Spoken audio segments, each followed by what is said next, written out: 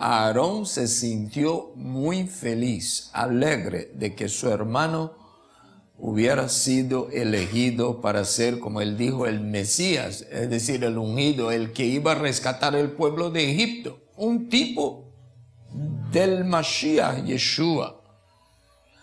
Así que él fue elegido para sumo sacerdote y sus hijos para sacerdocio, y toda la tribu fue beneficiada.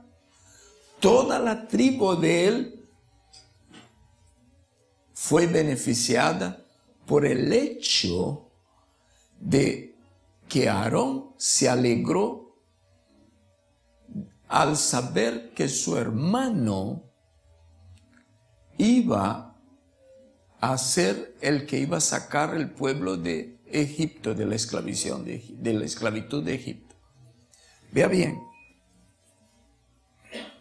él pudiera querer ser él el que iba a sacar, pero él se alegró de que su hermano.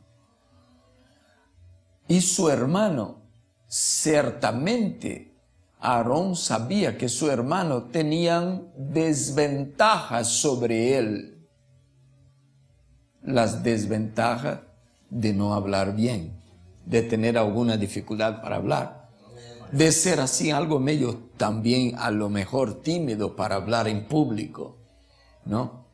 Entonces, cuando uno ve otra persona que uno piensa así, él ni habla tan bien como yo, ni es como yo primogénito, él es menos especial en la familia. ¿Por qué tenía Hashem que escogerle a él? Debía haberme escogido a mí. Pero él no fue así, sino que él se alegró de que su hermano fue elegido. Así que cuando uno se alegra de que su hermano fue elegido para algo, aún con lo que nosotros vemos como desventaja, aun si nos comparamos con nuestro hermano y nos vemos con más aptitud para aquello, cuando Hashem ve que nos alegramos de que Hashem haya elegido a nuestro hermano, Él nos bendice y nos toma en cuenta y todavía nos da hasta más. Porque Aarón, al fin y al cabo, llegó a ser la máxima autoridad del pueblo de Israel. Y mientras estuvo Moisés ahí, ¿no? Él era el maestro, era la boca de Hashem para hablarle a Aarón. Pero cuando Moisés y Aarón salieron, la descendencia de Aarón quedó como autoridad máxima. La tribu de Aarón fue beneficiada por la actitud de verle a su hermano recibiendo una responsabilidad y ponerse alegre. Mira para el hermano que está a su lado. ¿Qué le parece si a ese hermano se le diera una responsabilidad grande? Y a usted no, y a usted no, y a usted no. ¿Usted se sentiría alegre o con envidia? Bueno, después de toda esa explicación que más nos conviene alegrarnos.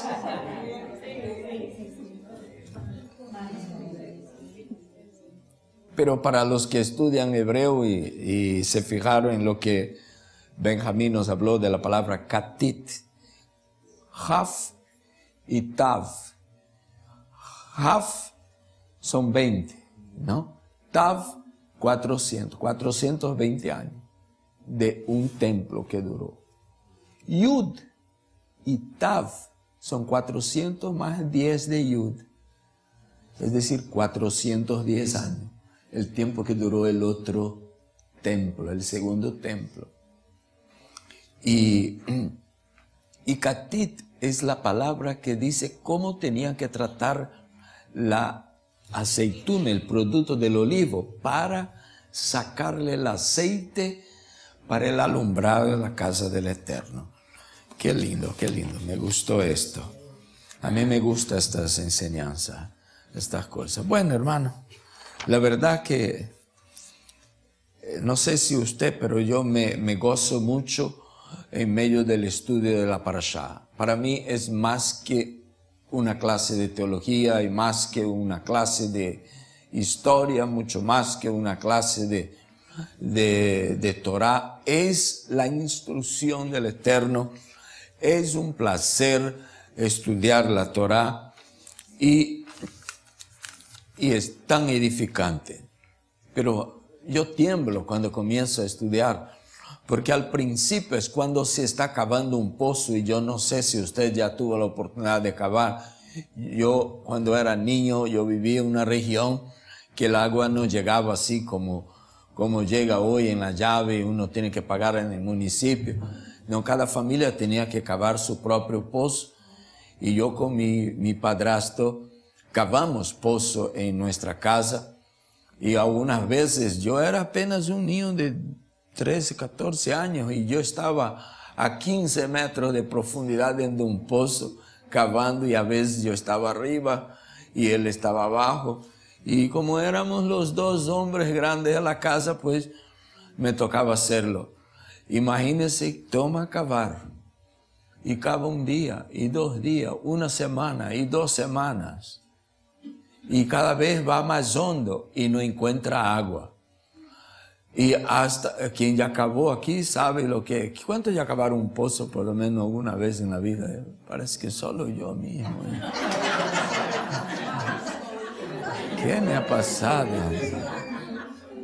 Pero qué alegría cuando comienza a aparecer agua. Allá atrás hay una que cavó pozo, vea. A veces viene con 2, 3 metros. A veces viene con 20 metros. Y hace un calor allá abajo. Hace un calor. Y yo sentí ese calor durante esta semana mientras cavaba en la Parashá. Y cava, y cava, y cava, y cava. Para encontrar agua para compartir con ustedes en esta mañana. Y Baruch Hashem, hemos encontrado algunos ojos de agua muy interesantes, pues, y las quiero compartir. No sé en qué orden, cómo será, pero lo más indicado es ir leyendo. Dice, tú habrás de ordenar, como ya nos explicó Benjamín, Parashat anterior, dice, habla, aquí ordena a los hijos de Israel, porque vea, la semana pasada hasta estuve compartiendo una gran necesidad de nuestra congregación, que Baruch Hashem fue suplida, pero nosotros somos de esa naturaleza. Cuando nos emocionamos no necesita mandar a hacer, pero cuando hacemos, pero después que pasa la emoción, ahí Hashem tiene que tratar con nosotros así, y tú habrás de ordenar. Porque como que ya pasó la emoción, ya hemos dado la ofrenda, ya hemos traído la trumá, ya hemos dado por cada uno parte de aquello que Hashem ha puesto en nuestra mano. Ahí la otra semana como que ya pasó el entusiasmo y nos olvidamos que el aire acondicionado continúa trabajando, las luces, los seguros continúan vigentes, la renta continúa ahí, el rabino continúa parado ahí delante de nosotros. Entonces nosotros ya nos olvidamos de esos detalles. Hashem tiene que decir, ordena, dígales que así como yo les sigo bendiciendo, que ellos sigan trabajando en su generosidad a favor de mi causa. Que traigan aceite de olivas machacadas, puro para el alumbrado, para encender las lámparas. Y era el Mishkan. El Mishkan era un templo que pueda desarmar y armar. Y cada uno del pueblo de Israel, de cada familia de la tribu de Leví, tenía una función. Entonces, unas era para cargar las columnas cuando la columna de nube que estaba sobre el tabernáculo se movía. Entonces, la familia tal ya sabe lo que tiene que llevar. La familia tal se encarga de de las cortinas, la otra familia se encarga de las columnas de esto, la otra familia se encarga de llevar ese altar, la otra la mesa de los panes. Hay una otra familia que será la que lleva el arca, la otra llevará la menorá, y etcétera. Otros llevarán así el altar de sacrificio que había en el patio, el lavatorio, etcétera. Bueno, cada uno tenía una función. Eso quiere decir que nadie está aquí de adorno, todos tenían funciones. Y estas eran las cortinas que separaba el templo, el tabernáculo del patio donde se realizaban estos sacrificios, donde estaba este altar que era algo así como una gran parrilla para hacer parrillada, ¿sabe? Pero que no era exactamente para parrillada, sino donde se ofrecían los sacrificios. Y estas esquinas eran como cuernos donde el sacerdote tenía que poner sobre cada uno de ellos parte de la sangre del sacrificio. Y para subir aquí había una rampa para que el sacerdote subiera. Bueno, cada uno unos llevaba estas estacas, otros llevaba estas cubiertas, esos techos y todos los implementos que había aquí dentro. Imagínense que armaban el tabernáculo y solo una vez por año entraba en el lugar que estaba más adentro, dividido por una cortina. Observen que la presencia de este color aquí, quiero hablar de este color hoy, Vea, en este momento están trayendo el arca, esta familia apenas acaban de armar y va a poner en el lugar donde solo se va a entrar una vez por año, ¿no? Y hubieron lugares donde el pueblo de Israel quedó solamente 2 años y a veces quedaba más años en un solo lugar y tenían que hacer todo esto. Vea, aquí son las bases de la columna que eran de plata para hablar de la justicia de Hashem. Y había familias para llevar solo estas basecitas. Pero aquí es donde nosotros llegamos a nuestra parashá de hoy. Acuérdese que yo estaba hablando la semana pasada sobre la relación que hay entre el tabernáculo y nosotros. Me acuerdo que hablé de que cuando Rav Shaul mencionaba que este tabernáculo puede deshacerse, él no usó la palabra de origen griego que resulta en español la palabra tabernáculo. Él usó la palabra Mishkan, tal como Hashem mandó construir en hebreo. Él manda construir y edificar un Mishkan. Y me acuerdo perfectamente que les había mencionado sobre el origen de la palabra Mishkan, que está relacionado con 2 palabras importantes. Una es Shechoná, que quiere decir el barrio donde uno vive. Y la otra es la palabra Shehinah, que es la presencia gloriosa del Eterno. Y en medio la palabra Mishkan, que es el lugar de la morada de Hashem. Entonces, que el tabernáculo en sí era una representación de la presencia, la morada del Eterno. Cuando nosotros entendemos esto, entonces estamos capacitados ahora para entender que este cuerpo nos ha sido dado para la morada del Eterno.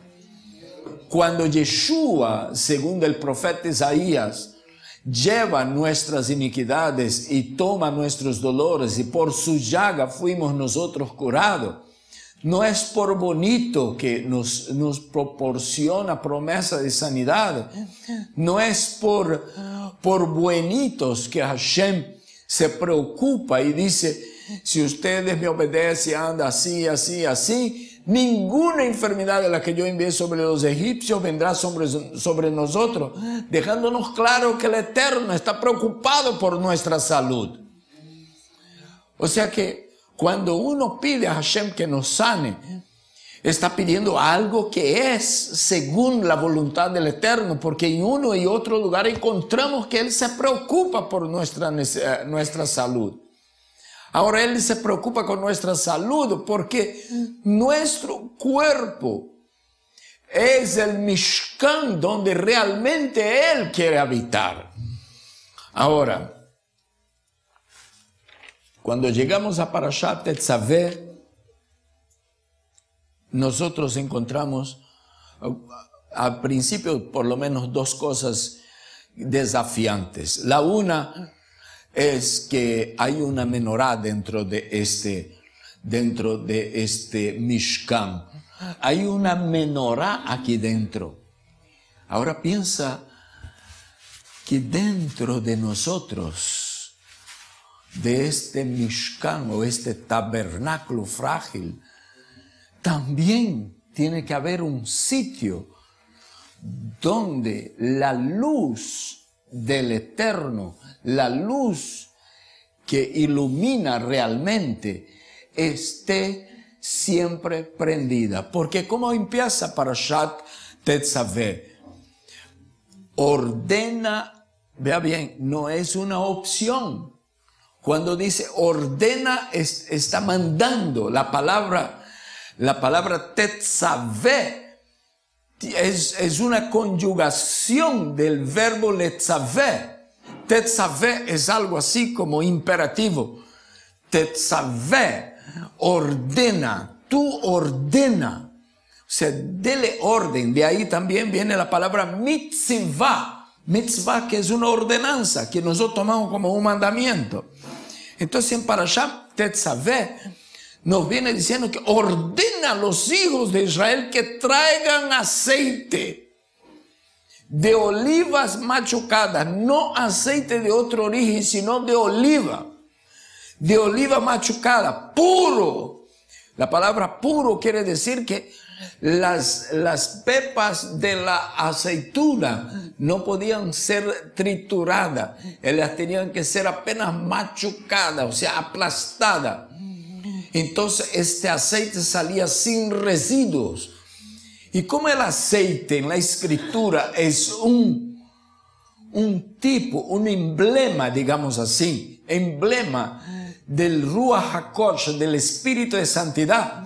Entonces, ¿qué está diciendo el Eterno a Moshe que le ordene al pueblo de Israel cuando dice que traigan aceite de oliva machucada puro para el alumbrado? Es decir, está hablando de la calidad del Ruach HaKodesh, del espíritu, del Ruach, que debe alumbrar, mantener encendida la luz del tabernáculo. La calidad de Ruach que debe. No sé si usted sabe, hay Ruach Tov y Ruach Ra, digamos así. Hay inclusive espíritus malignos.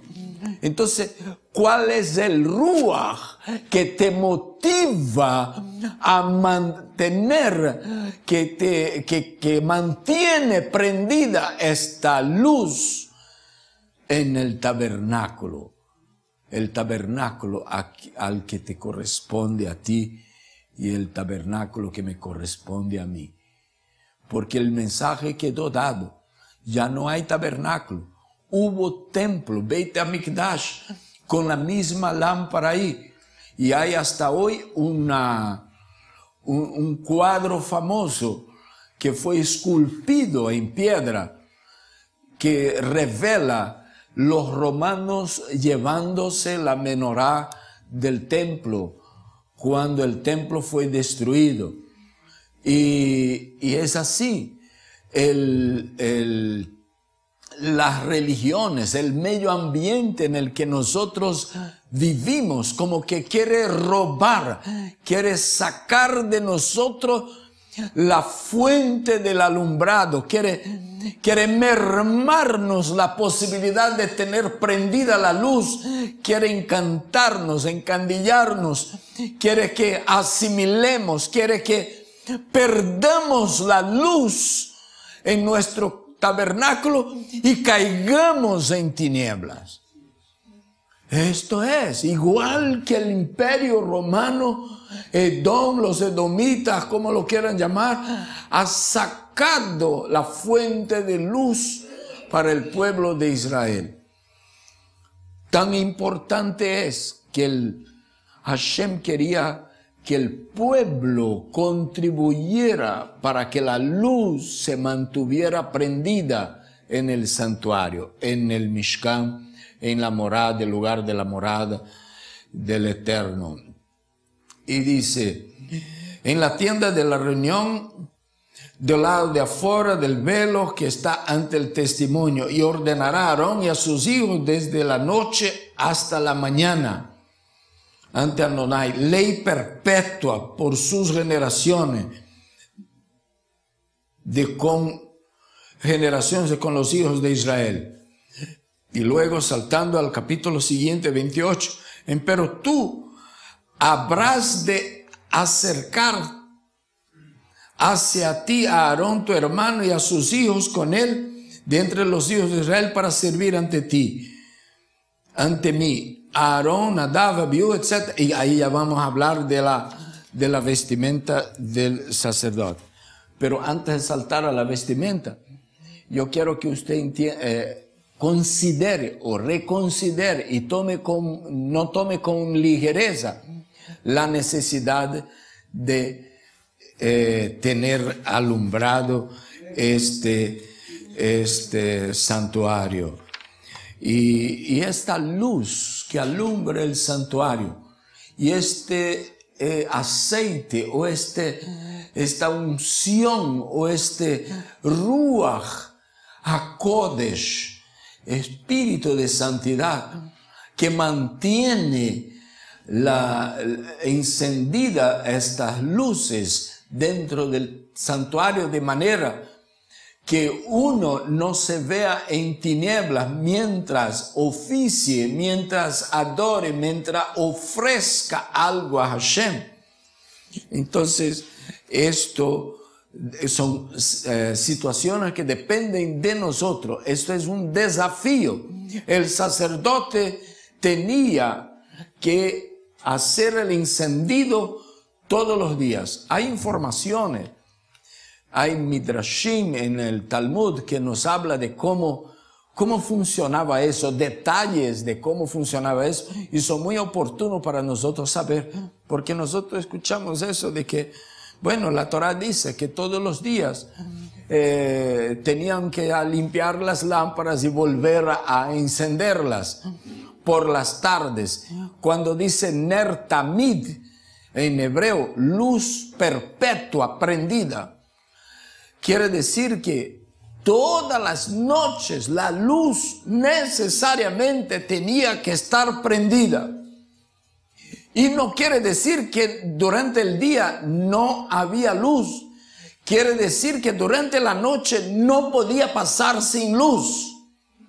Hay un salmo, creo que es el Salmo 51, que dice que Hashem es el que da cánticos en las noches. Y cuando alguien lee esto, lo primero que se imagina es alguien sentado con una arpa sacando nuevas canciones debajo de un árbol al atardecer o a la noche. No, hoy día a la noche hay muchas cosas más para hacer, como ver las noticias, ver la televisión, pero en aquellos tiempos no había ni la televisión ni había los noticieros. Entonces la gente se ponía a componer cánticos en la noche, como por ejemplo David, pero él estaba hablando mucho más que esto. Él estaba hablando de noche, aquel tiempo de pruebas y de dificultades. Esto es noche. Esto es noche, antes de que llegue el séptimo milenio, nosotros tendremos que entrar en un atardecer del sexto, y valga la oportunidad para decir que nosotros ya estamos viviendo momentos difíciles que antecede la venida del Mashiach. Es decir, noche no debe ser tomada solo en una interpretación superficial. Debemos pensar que noches son aquellos tiempos difíciles, aquel periodo de prueba, de dificultades, de mucha lucha, quizás de persecución, de falta de libertad para hacer las cosas del Eterno, falta de tiempo también, dificultades, enfermedades, situaciones económicas, debilidades. Bueno, estos son noches también en la Escritura. Y cuando Hashem dice que el tabernáculo, el Mishkan, el receptáculo de su presencia, tiene que estar definitivamente, inevitablemente prendidas las luces durante la noche, nos está diciendo a nosotros y a cada uno de nosotros que no puede faltar para nosotros el aceite que mantiene la luz prendida en nuestro templo ambulante, nuestro tabernáculo, nuestro Mishkan, este cuerpo de esta carne. Ahora, cuando en el Talmud hablan de detalles, nos dice que el sacerdote venía de mañana, en la hora del sacrificio, para chequear cómo están las lámparas.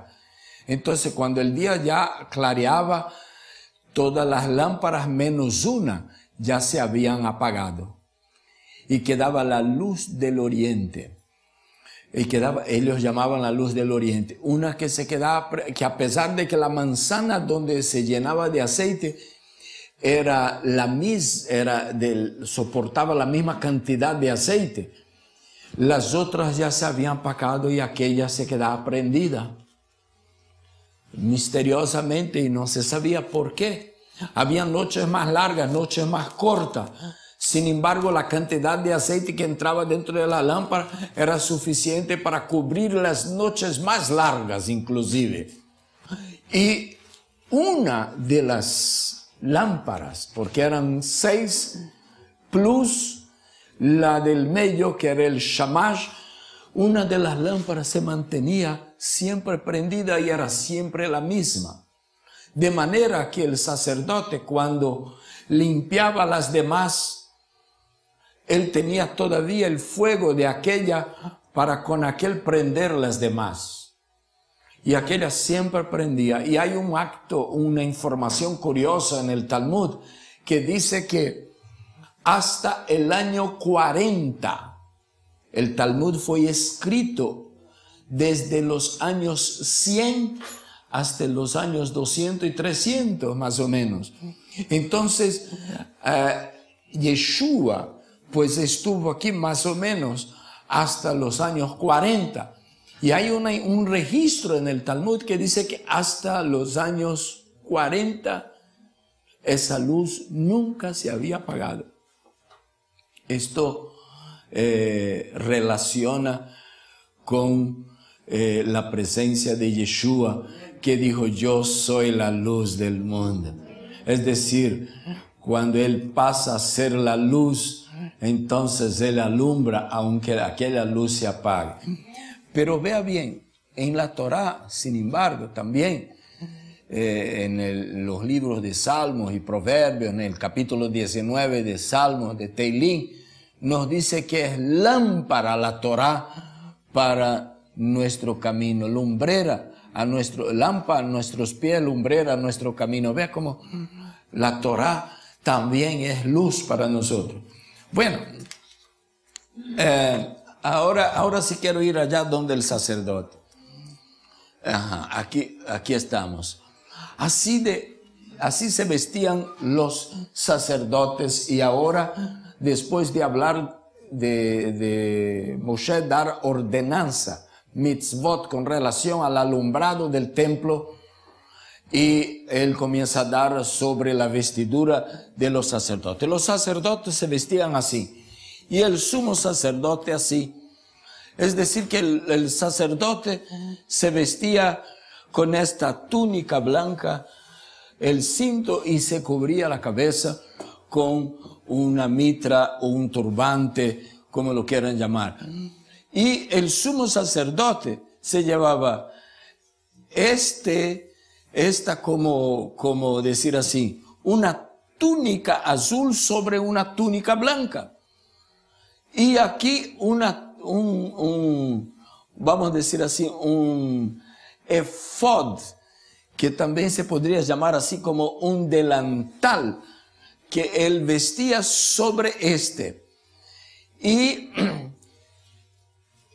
colgado de cadenas de oro, él se vestía también un pectoral, que era así como un escudo, ¿no? Y en ese pectoral habían 3 columnas de piedras preciosas, que en cada una estaba escrito el nombre de cada una de las tribus de Israel. Este es un detalle que a nosotros nos trae una información interesante, que es que para Hashem, cada una de las tribus de las familias de Israel, Avino, de nuestro padre Jacob, son joyas preciosas para Hashem. Y aquí, de este lado y de este lado, estaban 2 piedras llamadas Urim y Tumim. Y nosotros vamos a hablar un poquito de esto después. Entonces, y acá arriba en el hombro, llevaba a Aarón una y otra piedra de ónix, una piedra preciosa también, que inclusive había una aquí de ónix también. Y en cada una de estas piedras estaba escrito los 6 nombres de tribu. Aquí 6 y aquí otras 6, los nombres de las 12 tribus de Israel.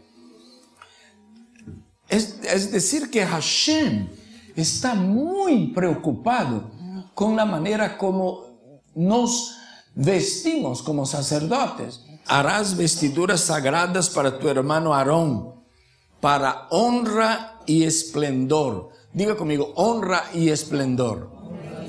Ahora diga en hebreo, kavod vetiferet. Kavod es honor, es gloria. Honor y gloria en el sentido de glorioso, de kavod, de honor. Y tiferet es belleza. O sea, Hashem sí se preocupa con la belleza.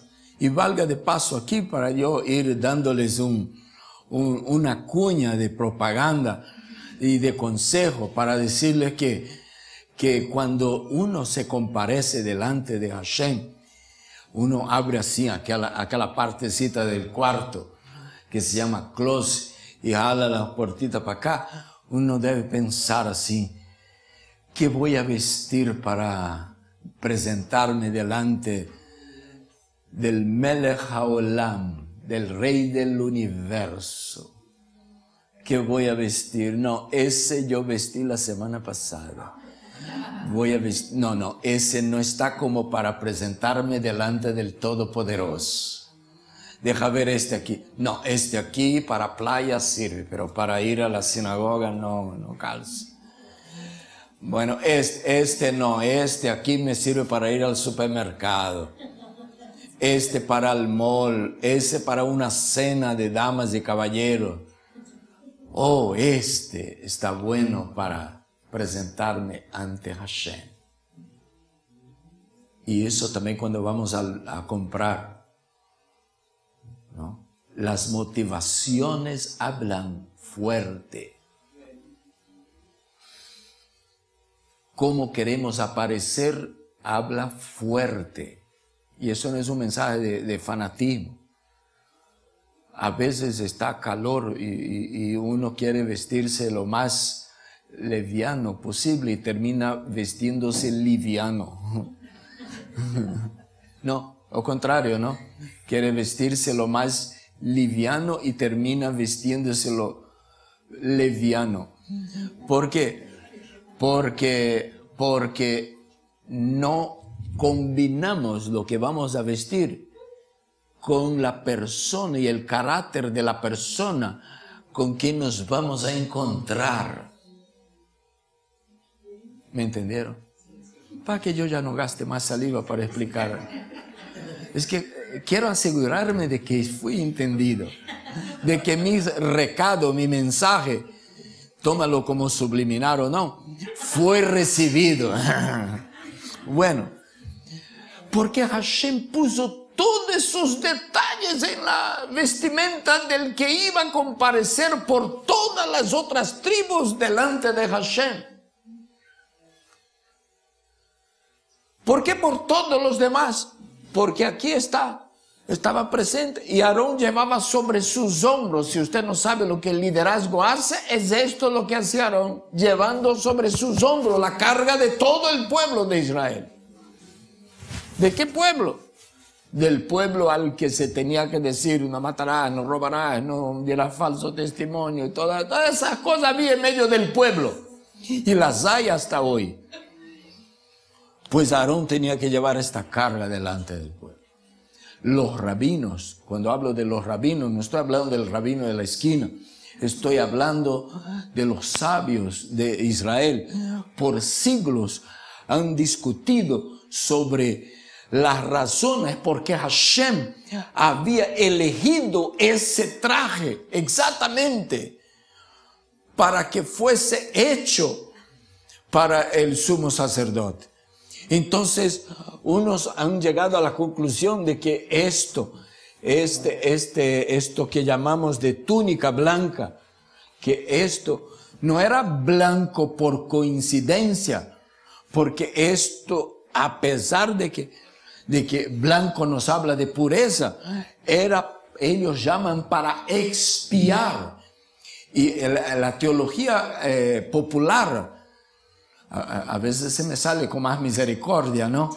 Yo en vez de decir la teología cristiana, me sale la teología popular, pero ustedes como ya me entienden, yo no necesito estar hablando de ninguna teología mala ahí. Pero la teología popular tiene dificultades para entender que como que ropa va a expiar a algo. Solo la sangre de Yeshua nos puede expiar de todo pecado. Pero si vamos a la Escritura, la palabra expiación quiere decir cubrir, para cubrir de delante de Hashem, para que Él no vea. Y en este sentido es que la sangre del Cordero hace la expiación por nuestros pecados. Y es en este sentido que una vez al año un cordero era sacrificado y con la sangre de aquel cordero se hacía la expiación por los pecados de todo el pueblo. ¿Y qué es expiación? ¿Para qué todo aquello? Para cubrir de los ojos de Hashem los pecados del pueblo, hasta que una sangre, no de machos cabríos, ni de chivos, ni de becerros, fuese derramada una vez por todas y llevadas al lugar santísimo, no de aquel tabernáculo, sino del lugar santísimo donde el Mashiach se ha presentado con su propia sangre para remisión, para hacer lo que Yohanan Amatbil dijo, ¿no? He aquí el Cordero de Elohim que quita, ya no solo expía, ya no solo cubre, sino quita el pecado del mundo. Entonces, en este sentido, es que los sabios han llegado a conclusión, leyendo letra por letra, palabra por palabra, de que esta ropa blanca aquí, era para cubrir, proteger al sumo sacerdote del lashon hara. Porque el lashon hara, por más que parezca así un pecadillo tan sencillo y fácil y que aparentemente no trae ningún problema, No es como matar a una persona que ya va a involucrar a la policía, que se va de cárcel, que a la corte, que tanta cosa. Abrir la boca y hablar mal de mi hermano, pues eso nadie se va a dar cuenta. Y más que yo tengo un par de oídos que me escuche y que me dice sí, me recibe todo lo que yo hablo. Entonces, vean, nadie me va a acusar de nadie. Hasta el que me escucha se vuelve también cúmplice, ¿no? Entonces ya cuando es cúmplice ya no va a acusarle a uno, ¿no es así? Entonces nos sentimos cómodos hablando mal de otro. Pero esto era para cubrir esto. Entonces, y que cada parte de esta cubría, protegía. Es decir, que si nosotros, inclusive los pantalones, las partes más íntimas, protegía el sumo sacerdote de sus debilidades, porque él era ser humano. Como ser humano era tentado en todo, ¿no? Entonces lo protegía. Nosotros, es muy fácil que la teología popular aplique todo esto a la persona del Mashiach y tiene sentido. Pero cuando aplica todos esos detalles al Mashiach, nos excluye y nos priva, nos excluye de responsabilidades, nos priva de privilegios. Es decir que, como usted ya sabe que esto habla del sumo sacerdote que subió arriba, pues yo no tengo que estar gastando tiempo con decirle nada de esto, sino mostrarle lo que esto habla para usted y para mí. La necesidad de llevar con nuestra manera de presentarse ante Hashem con kavod vetiferet, con honor y con belleza, ¿no? Y vea cómo eran las cosas. Yo no voy a hablar, no hay tiempo para hablar de cada uno de estos, pero quiero hablar algo sobre Tumí, Urim y Tumí. Ahora vea, habían campanillas en el borde de las vestiduras del sumo sacerdote, que una campanilla y una granada. ¿Sabe esa fruta rica que usted abre y tiene mucha fruta adentro, mucha cosa rica adentro? Pues bien, una granada, una campanilla, una granada, una campanilla. Y esto le servía también como testimonio. Eso era un verdadero testimonio. Cuando el sumo sacerdote entraba en la presencia de Hashem y cruzaba aquella cortina que separaba el lugar santísimo de donde estaba reunido el pueblo allá afuera, la gente escuchaba mientras él caminaba. Iba a la mesa de los panes de la propiciación, mientras cuando él iba a encender la menorá, o cuando él iba en el lugar santísimo con la sangre de la expiación, iba a ofrecer sacrificios de olor fragante ante Hashem, que era hecho ahí dentro. Bueno, cuando él iba a ese lugar, la gente allá afuera escuchaba, era un silencio total, no hacía ninguna bulla. Semana pasada no sé si llegué a hablar algo sobre ese detalle, pero lo cierto es que todos querían escuchar el movimiento del sumo sacerdote dentro del tabernáculo, del otro lado de la cortina. Y él andaba en las campanillas, blim, blim, blim, blim, blim, blim, blim, blim, blim. Y ellos ya sabían, ahora debe estar en la mesa de la propiciación, ahora debe estar en el lugar santísimo. Y si paraba de sonar las campanillas, ellos quedaban sin testimonio, sin evidencia, sin seguridad de que el sumo sacerdote estaba vivo en la presencia del Kadosh Baruj Hu, del Santo bendito sea. Acuérdese que no hace muchas parashot atrás, apenas unas 3, y el pueblo de Israel llegó a decir, Moisés, no queremos acercarnos más, mejor habla tú con él, si no nosotros vamos a morir. Tuvieron terror de morirse en la presencia de Hashem, por causa de lo que ellos eran y por causa de la santidad del Eterno.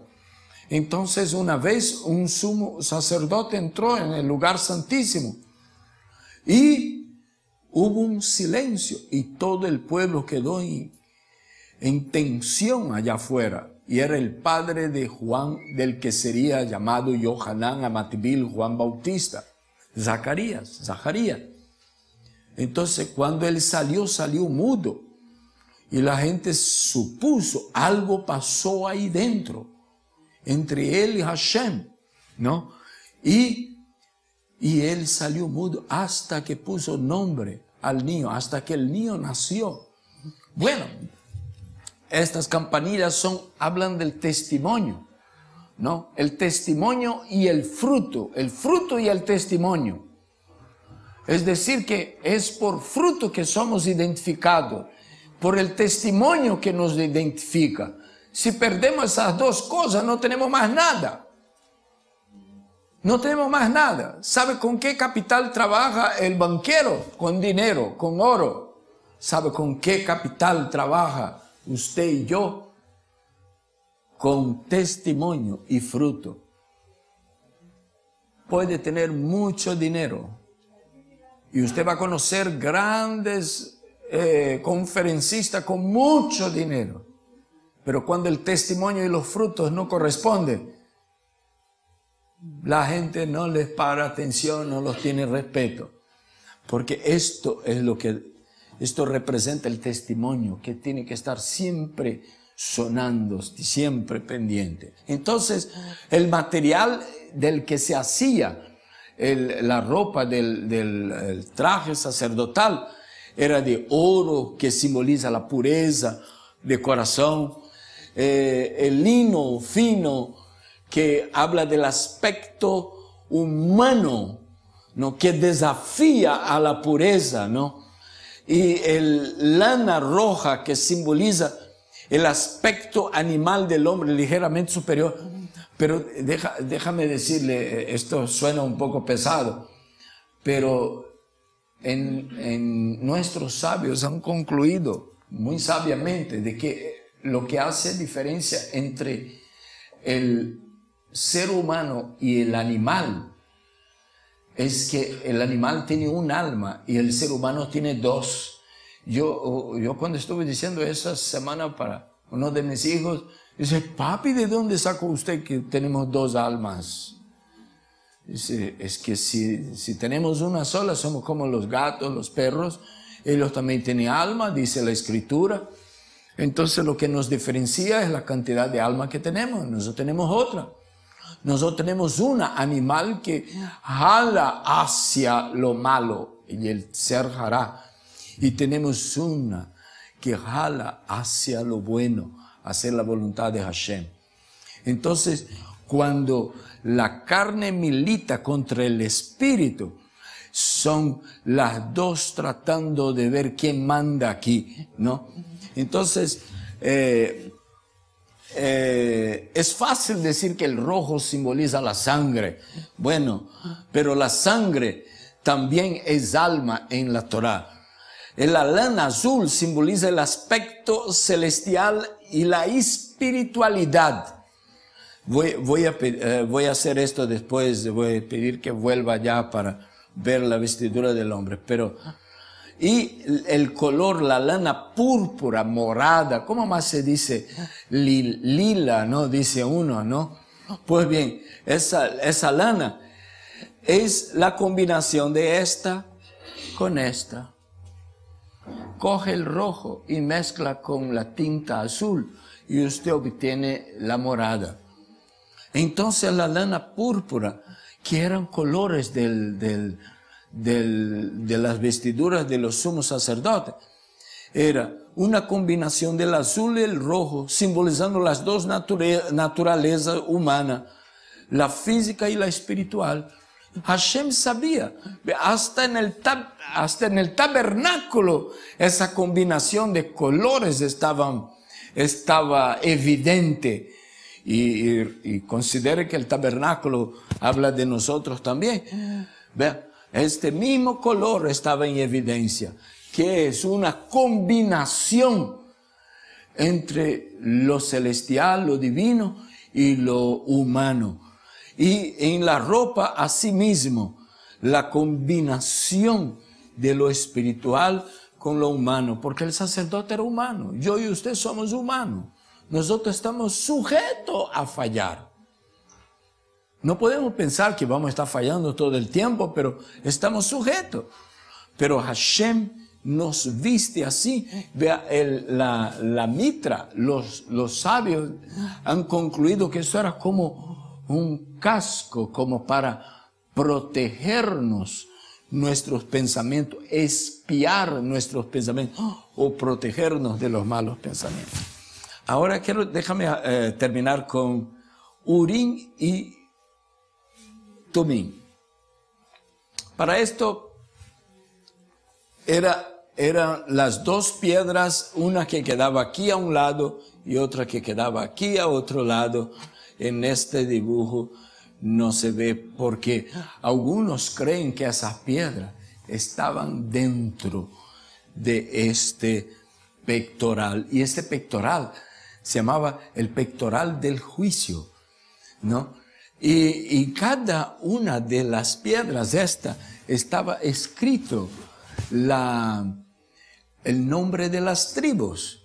Hay un detalle interesante, que cuando el sumo sacerdote que vestía este traje, este pectoral, quería consultar algo a Hashem, entonces él hacía una pregunta a Hashem y Hashem le respondía, de manera que una de las letras que componían el nombre de las tribus brillaba, y las letras que brillaban, ellas formaban una palabra. Pero resulta que hay midrashim donde detallan esto, que dice que daban las letras del alfabeto hebreo, estaban todas aquí. Así que escrito los nombres de las 12 tribus, coincidía de que estaban presentes todas las letras del alfabeto para escribir cualquier palabra que significara la respuesta, que podía representar la respuesta a la consulta al Eterno.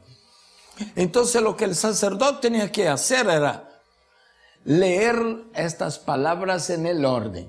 Voy a darle un ejemplo para que usted pueda entender. Eso es un poco menos aplicable a nuestra necesidad personal, pero es un dato que usted se merece saber. Por ejemplo, en 1 de Samuel, capítulo 1, versículo 13, todos conocemos la historia de Hannah. Hannah tenía un esposo y no le daba hijos. Y era muy comprensible entre las mujeres, las esposas en aquel entonces, de que si ella no daba hijos a su esposo, entonces le daba el derecho a su esposo a tener otra mujer que le pueda dar hijos.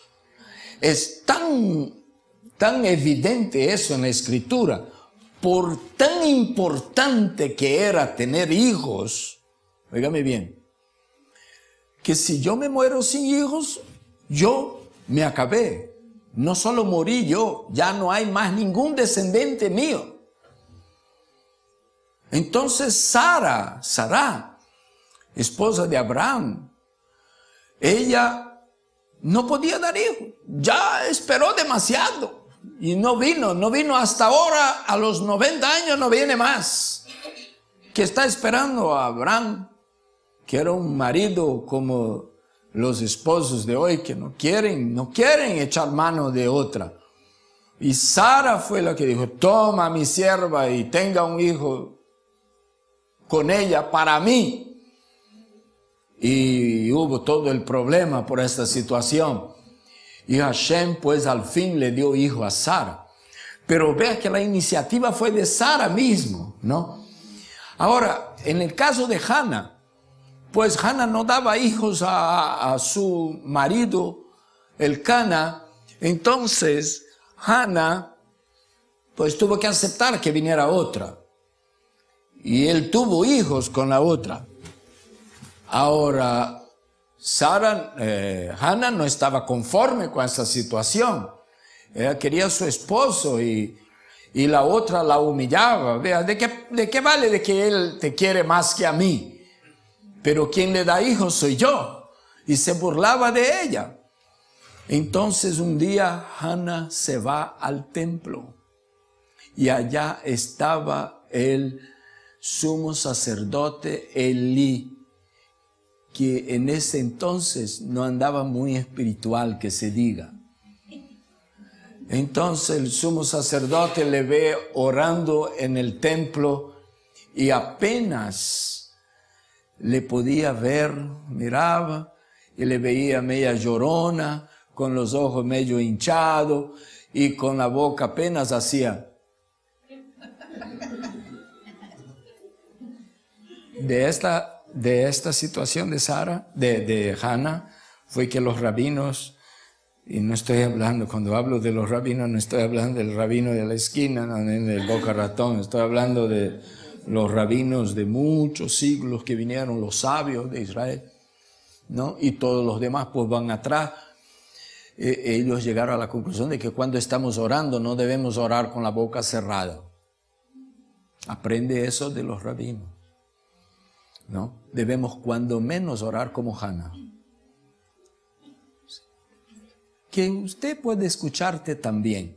No necesita escuchar el vecino. Es más o menos como cuando se habla en lengua, ¿sabe? ¿No?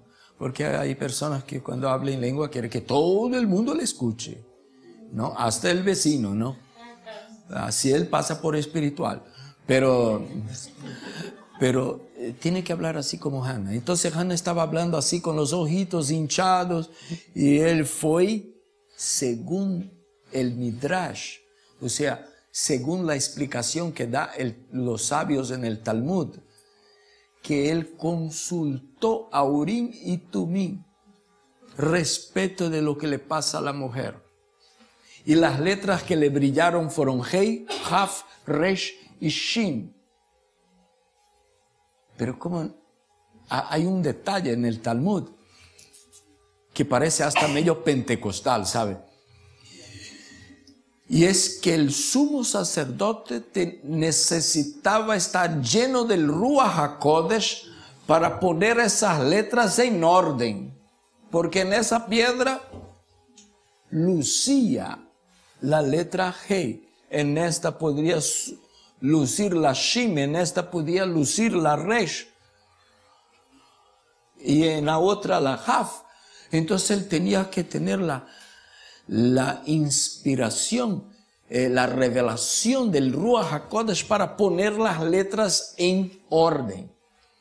Y con estas mismas letras se puede escribir la palabra Shikorah, como se puede escribir Kisara, dependiendo del orden de las palabras.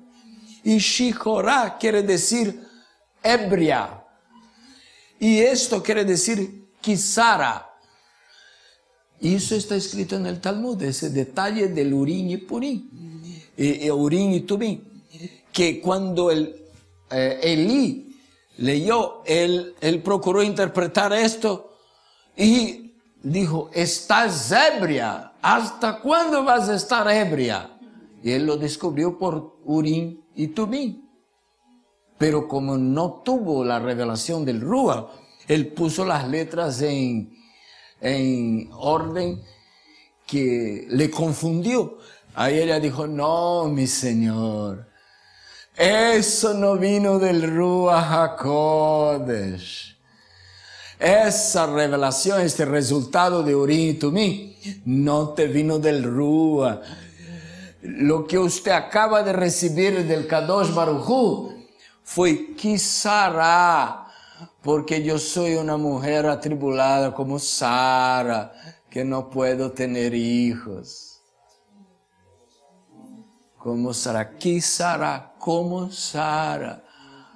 Entonces él admitió y dijo, pues que te haga como has pedido, se ha hecho como tú has pedido, que Hashem te conceda la petición de tu corazón. Y ella se fue a la casa feliz con la respuesta ahora del de Elí, el sumo sacerdote. Sepa que Elí, pues, él murió feo, ¿no? Todos sabemos cómo era. Y Hashem usó todavía al hijo de Hannah para tratar con él. Y era un niño, viviendo en el templo, porque Hannah lo dedicó a Hashem. Y el niño de madrugada va allá a la cama del sumo sacerdote. Él dice, sí, habla, Señor, que tu siervo hoy, aquí estoy, Señor, ¿para qué me has llamado? Él dice, yo no te he llamado. Y Hashem hacía tiempo no hablaba, por eso hablé algo así de que no estaba en su temporada muy espiritual, ¿sabe? La vida del creyente, de cada uno de nosotros, a veces se manifiesta como columpio, ¿no? El que sube y baja, a veces está arriba, a veces está abajo, ¿no? Usted sabe, ¿no? Tal vez ya haya experimentado esto, ¿no? Hay veces que se encuentra por ahí con uno de nosotros y sí, ¿cómo le va? ¡Ah, Baruch Hashem! Y es lunes y Shabbat Shalom. Pero ahí cuando llega el jueves, ¿y cómo le va, hermano? Ay, ore por mí. La cosa ya no anda buena, el columpio ya no lo tiene arriba, lo tiene abajo, ¿no? Y Elí andaba medio bajo en ese tiempo. Entonces Elí le dice al niño, vaya a dormir, yo no te he llamado. Y el niño otra vez viene de madrugada, ¿para qué soy bueno? Él, no te he llamado, te dije, vaya a dormir. Y ya vine a la tercera vez. ¿Cómo es esto? Es que yo oigo decir, Samuel, Samuel. Ahí yo vengo. Él dice, no, eso puede ser Hashem que está queriendo hablar. Y en vez de venir donde mí, como yo ando medio bajo, se fue donde el niño. Entonces, vaya, si te vuelve a llamar, diga, habla, Señor, que tu siervo oye. Y él regresa, y de hecho la voz viene de nuevo, y Hashem le dice al niño un mensaje para el sumo sacerdote. Y era una buena repelada, ¿no? Bueno, ahora hay otras circunstancias. Por ejemplo, yo tengo aquí, para los que les gusta estudiar esos detalles, en el primer libro de Samuel, Shmuel Aleph, capítulo 1, versículo 13, David se ve en una situación difícil. David se ve creo que es esto, no, eso es de Hannah. En primero de Samuel, capítulo 22, versículos 19, 20, el capítulo 23, versículos 6 al 15, ¿no? David se ve en una situación difícil y manda a llamar a Abiatar, el sumo sacerdote. Hasta me gustaría de leer este versículo. Primero de Samuel, capítulo 22. Capítulo 22 es interesante porque esto corrobora con lo que estoy explicando de Urim y Tumim. Capítulo 22, versículo 19 dice, 23, versículo 6. Y cuando Abiatar ben Ahimelech huyó de Keilah, donde estaba David, se bajó el efod con él, o sea, él se fue llevando esto. Cuando el sumo sacerdote Abiatar fue a encontrar en una ciudad llamada Keilah con David, que estaba refugiado allí, él fue llevando esto. Y llegó allá, dice el versículo 7, cuando informaron a Shaul que David había ido a Keilah, Shaul dijo, Elohim lo ha desamparado en mi mano.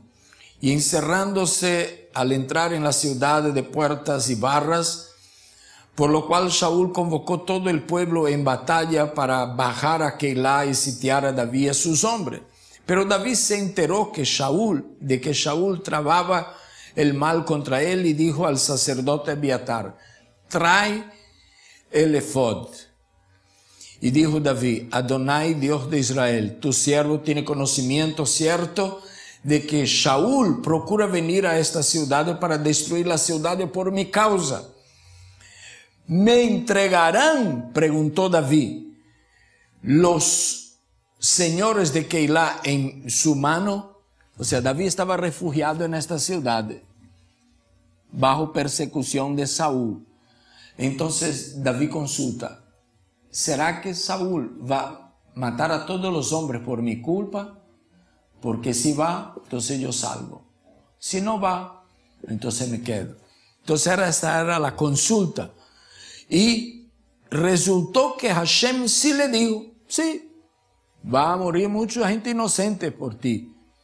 Entonces él decidió salir. Y la respuesta vino por Urim y Tumim, porque Abiatar había llevado el pectoral del juicio. Entonces había circunstancias en el juicios que tendría que hacer en el pueblo de Israel. A mí me viene uno aquí en particular muy serio, pero no, el tiempo no nos abastece para hablar de todo ello. Y en que el sacerdote no podía saber quién dice la verdad, si es este o aquel, quién dice la verdad. Entonces él consultaba a Hashem y Hashem por Urim y Tumim le revelaba. ¿Cómo lo revelaba? Nosotros no sabemos por la escritura, pero lo revelaba. Ahora, de ahí viene la importancia de la Torah oral, porque en la Torah oral dice cómo ellos manejaban y practicaban estas situaciones. Y era así como está escrito por más de 2000 años, y cómo fue la práctica pasando de boca en boca hasta que se escribió el Talmud, cómo era que los sumos sacerdotes manejaban lo de Urim y Tumim. Bueno, que Hashem nos bendiga y que seamos tabernáculos bien alumbrados. Amén. Llenos del aceite, que nunca falte, que todos los días nosotros contribuyamos para que esté encendida nuestra luz. Que todos los días es algo que nosotros tenemos que hacer. Llámelo oración, llámelo estudio de la Torah, llámelo congregar, llámelo atender las convocaciones del Eterno, llámelo ofrecer, ofrendar, llámelo como lo quiera llamar, pero nuestra ocupación de las cosas del Eterno en la unción del Ruach HaKodesh, no con motivaciones extrañas, es lo que va a determinar que la presencia de Él va a estar allí y que nosotros estaremos en luz y no en tiniebla. Es nuestra presentación, la manera como nosotros nos presentamos, las elecciones que hacemos dentro de nuestro ropero, lo que va a determinar qué tan santa es la reunión. Cuando nosotros estamos buscando un empleo, si es de oficina o como sea, nosotros no vamos de cualquier manera para esta cita, ¿no es así? Nosotros nos ocupamos un poco delante del espejo, nos elegimos qué traje vamos a usar, porque nosotros queremos dar una buena imagen nuestra, presentar una buena imagen nuestra. Pues bien, cuando nosotros también nos preparamos para venir al encuentro, a la cita con el Todopoderoso, pues esto determinará que tan importante es aquel con quien me voy a encontrar y que tan importante es aquella cita para nosotros.